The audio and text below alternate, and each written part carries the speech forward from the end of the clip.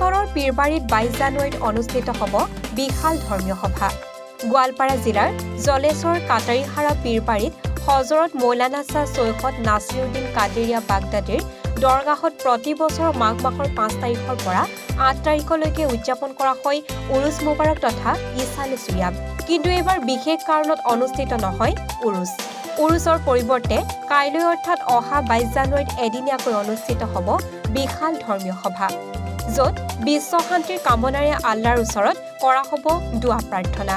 ইতিমধ্যে জলেশ্বৰৰ কাটাৰীহাৰা পীৰবাৰীত দেখা গৈছে বিভিন্ন দোকান পোহাৰৰ লগতে অগণন ভক্তপ্ৰাণ ৰাইজৰ ভিৰ।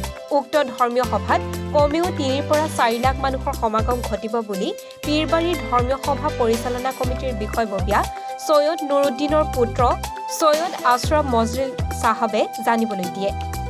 এইবাৰ আমি এটা সভাৰ আয়োজন কৰিছোঁ বিশাল ফিল্ডত, মাদ্ৰাছা ফিল্ডত এটা সভাৰ আয়োজন কৰিছোঁ।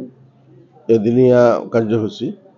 ইয়াতে আপোনাৰ গজল প্ৰতিযোগিতা, কোৰাণ প্ৰতিযোগিতা ইত্যাদি হ'ব, প্ৰাইজ বিতৰণ হ'ব আৰু ৰাতি দিনত 2টা বজাৰ পৰা আৰম্ভ হ'ব প্ৰতিযোগিতাবিলাক।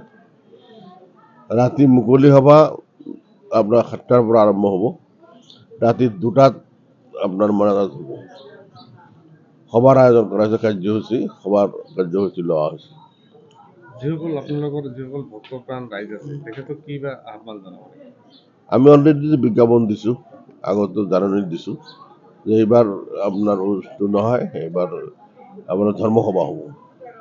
সেইকাৰণে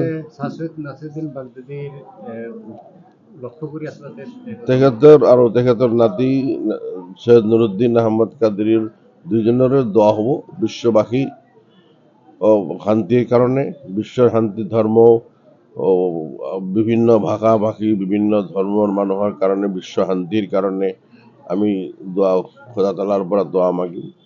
এইটো আমাৰ ইচ্ছা। এদিনীয়া কাৰ্যসূচী। কিমান মানুহৰ সমাগম? অন্তত 3-4 লাখ মানুহ, 5 লাখ মানুহ হ'ব। ইতিমধ্যেতো হাজাৰ হাজাৰ মানুহ একগোট আহিছে, বহুতে নাজানে, নাজানাৰ কাৰণে এডভান্স আহিছে। কিন্তু আমি যিবিলাক মানুহ অন্তত নাজানি আহিব, সিহঁতৰ কাৰণে কিবা ব্যৱস্থা কৰিব লাগিব। সেইকাৰণে খোৱা আৰু থকাৰ কিবা ব্যৱস্থা আছে।